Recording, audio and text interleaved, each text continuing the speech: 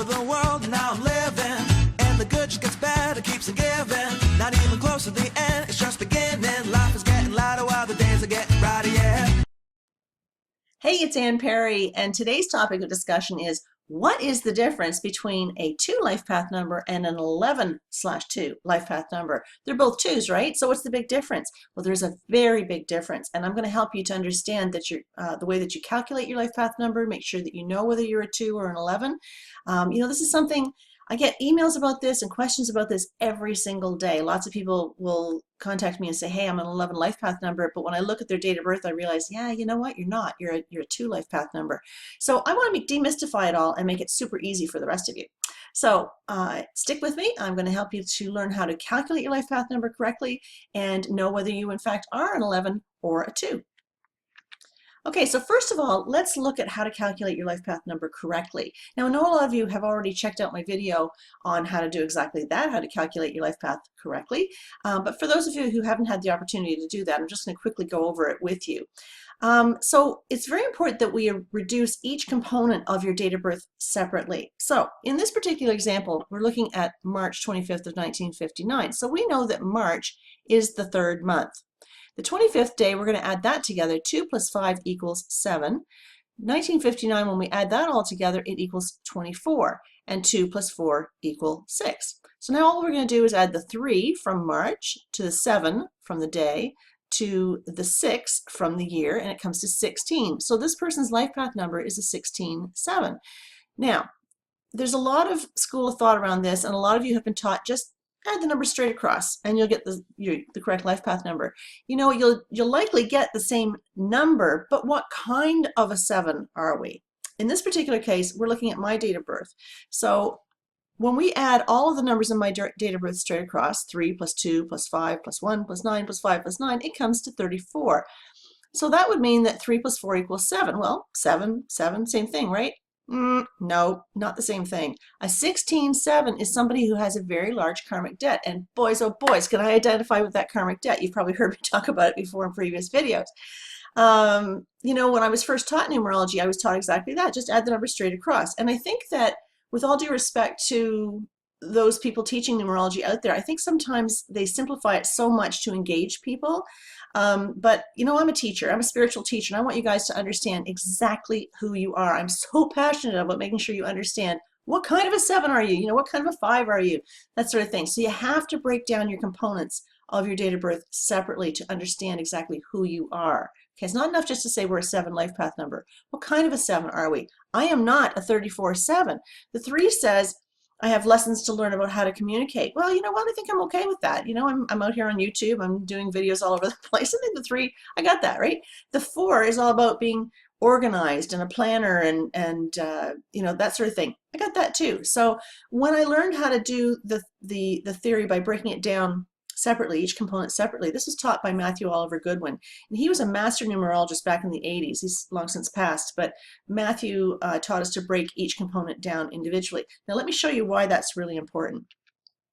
Okay, some common errors. Let's take a look at the date of birth, March 11th of 1977. Now this is the date of birth that belongs to a client of mine that I did a reading for yesterday. Now, when we break it down individually, March equals 3. The 11th day equals 11. We never reduce a master number. So if you were born on the 11th or the 22nd, leave it as an 11 or a 22. 1977, when we add that all together, it comes to 24. 2 and 4 equals 6. So now we're going to add 3 plus 11 plus 6 equals 20. So this person's life path number is a 20/2. Now, for years, she thought she was an 11 because if you add the numbers straight across, it comes to 29, and 2 and 9 equals 11. But she's not an 11 in her life path number. She is, however, an 11 here in her day of birth. So if you just add your numbers straight across, as we did down here, you miss the vibration of the 11 here. And the 11 vibration is very important because the birthday is one of your core numbers. There's 4 core numbers, right? There's a life path number, there's your expression number, your heart's desire, and your birthday number, and they're all very, very important. So when you add them straight across, you don't really acknowledge the value of the fact that you're an old soul. You've got 11 energy in your chart. Okay, so you might not have an 11 life path number, but the fact that you were born on the 11th day, or even the 11th month, if you're born in November, this also applies. So I just want to make sure that you understand that. It's super, super important that you break down each component of your date of birth. So go and figure that out before we move forward, and make sure that you know exactly whether you're a 20/2 or whether you're an 11. So let's take a look at what that means. So there are some common traits that exist between the 2 life path number and the 11/2 life path number, because 2 is a 2 will always be a 2, right? So some of the commonalities include the fact that whether you're a 2 life path or an 11 life path, you're a peacekeeper. You really like peaceful environments. You really like to create peaceful, harmonious environments to work with and to live with. You're very intuitive, bordering on psychic, right? You have a real need for partnership because the number 2 is one of 2 people. If you were a life path number of 1, you'd be exceedingly independent and somebody that didn't really care whether they had partnership or not. You're just really all about moving forward yourself. But in terms of somebody who's a 2, they really need to have partnership. So they like to work with other people. They don't particularly do as well working by themselves.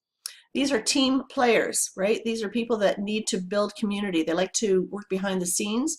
They like to support people because they're extremely intuitive. They can read a group very, very well. They know who works well with who. They can just tap into that vibration. They're very emotional people. They'll cry at anything, right? They're very sensitive, very emotional people, very, very creative. They're both sides of it. The 2 life path number on both sides, whether it's a 2 life path or an 11 life path, you're exceedingly creative. We talked about sensitivity. Well, the sensitivity also comes in the form of sensitive stomach, sensitive skin, sensitive to the sheets that you sleep under, whether they're cotton or whether they're polyester. You probably can't wear polyester. You probably really were having a hard time in the 70s because you're cotton all the way, right? Because your skin is very sensitive to touch. You probably don't like anything tight around your neck, no turtlenecks for you, or anything tight around your sleeves or your waist, that kind of thing. You kind of like loose, comfortable clothing. Very shy. Sometimes you'll come out of the shyness, but typically as a child you're born reasonably shy.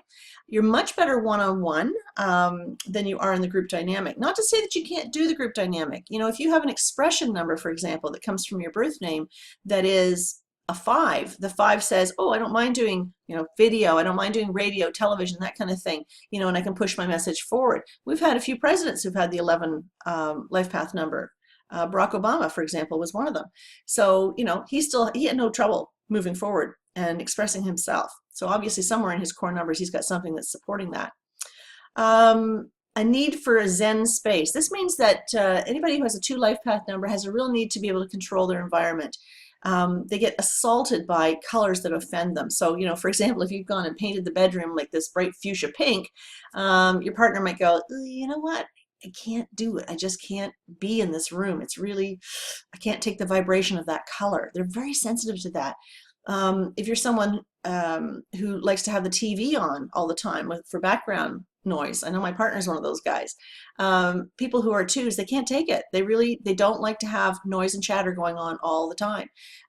They are sensitive to music, and so if you are playing really loud music in the background all the time, that's going to drive them crazy, right? They like to select their own music. They like to have control over the diet because their stomachs are sensitive, and just overall their environment. So it's not that they want to be controlling, it's just, to keep them sane, to keep them healthy and happy and balanced, because the 2 is all about balance, learning to balance in their lives.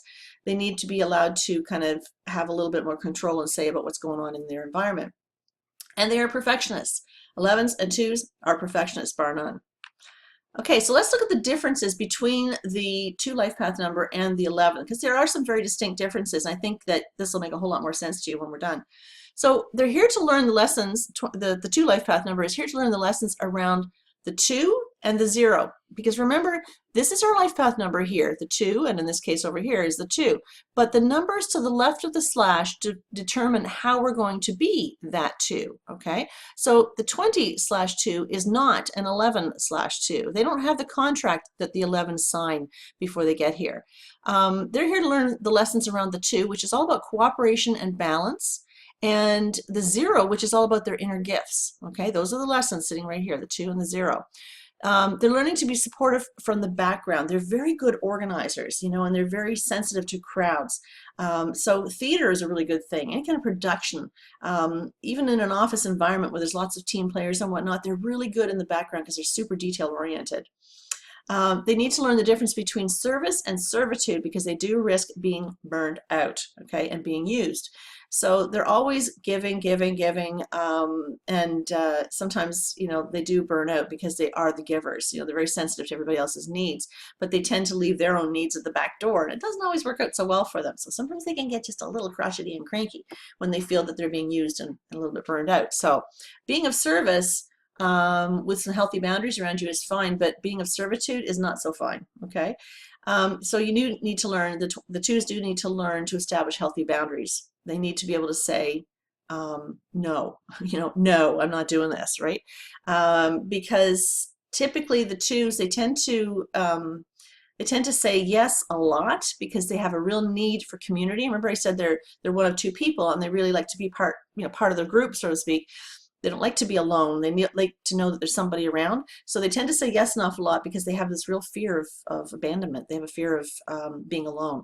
So you need to stop being a yes person in order to be liked, okay? Just know that you're wonderful all by yourself. You don't need to say yes every time. Tapping into what they feel rather than what they think, okay?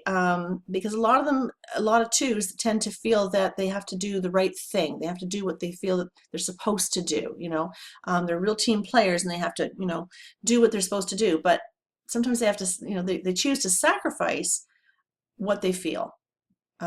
So it's really important to tap into what you feel rather than what you think. You need to tap into that heart energy instead of your head energy all the time. Learning how to detach from emotions. This is a very, very big deal for you guys. You are like magnets for energy. If you walk into a room and there's negativity going on, it sucks the life right out of you. It's like energy vampires are just clinging to you and sucking the life right out of you. It's not good.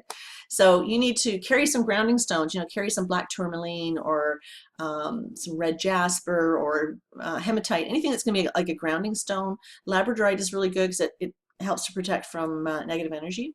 So anything like that is very, very healthy for you because you do tend to tap into other people's emotions and you do tend to get involved in drama in your home life, your family life, your friends' life, your work life, all that, because people know you're a soft and warm and fuzzy place to land. So they tend to dump all their stuff on you and you take it, right? Because you're a great listener. Did I mention that twos are fabulous listeners? You are, and you're super counselors, right? Make a great profession would be a counselor because you're all about that one-on-one intimate relationship. But it can be too much and you need to know when is enough and you need to know the signs that you're starting to get drained. Okay, so again, resisting that need to do what you think is the right thing to do, what you're supposed to do, what everybody expects of you. Okay, now let's talk about the life path number of 11. Now the 11 is quite a different life path because the 11 is the master number. What is a master number? A master number is simply two numbers that repeat themselves. So an 11 is a master number, so is the 22, 33, 44, so on and so forth. So the 11s are people who have incarnated into this lifetime and they actually had to apply to be an 11 in this lifetime. This means that you are more than qualified for the job, even though you probably doubt it, okay? You're here to learn lessons around the double one energy, because remember, the lessons over here, they're to the left, that slash. So the 2 is your life path number, but the 11 over here, those are your lessons. So it's double intensity of the 1, which is all about creativity and confidence. So your job is to get really comfortable with your authentic self. And you typically, 11s always tell me, I don't feel like I'm even from this planet. I feel like I just got dropped here. Like there should be a forwarding address somewhere because I don't fit in here, right? I'm really different, and so that makes me shy because I don't really want people to see really who I am because I don't really fit in. So part of your job is to figure that out, what makes you different, what makes you unique, what makes you authentic, what makes you special, right? I'll tell you. The 11s, one thing that they miss is that they're perfectionists, okay? And that's okay to a degree, but 11s tend to feel that they have to be as good as somebody else or better than. So say, for example, you want to be a rocket scientist, okay? So you want to be the best rocket scientist there ever lived, okay? You want to be well known for being the best rocket scientist, but you know what? That's not it, because you didn't create rocket science, okay? If you invent an aspect in relation to rocket science, I guess that's okay, because you are meant to create something. You are meant to be unique and original and be the inventor of your own object, okay, or of your own plan, or whatever it is you're trying to create. You need to be the inventor. okay? Because the double one is double creativity, double invention, right? You need to gain the confidence in your creative potential so that you can inspire people and empower people. You said, I'm coming to be a spiritual messenger. I am coming to make a difference, and I need to leave a footprint on the planet before I go. 11s have an overwhelming feeling of not being good enough. Why is that, right? They have a feeling of not being good enough because 11s have lots of cellular memory from previous lifetimes, and they draw from that. Even though you're not consciously aware of it, you draw from that. So the 11s feel that they should be a lot smarter than this. They should be doing something much bigger than what they're doing. You always feel like you're not doing what you're supposed to be doing, and there's something better coming along. But you have to be careful with that, because then that can bring in a sense of frustration. Depression is right at the back door of 11s, because 11s automatically don't feel good enough. They feel like they don't fit in. You know, they're struggling all the time, and it is a challenging life path. There's no question. But part of it comes from the fact that you resist taking a chance. You resist showing people who you are and what you have. You're so artistic. You're so creative, and you've got so much to offer. But your need for perfectionism sometimes stalls you in your tracks, right? And you just can't seem to get going and show yourself to the world.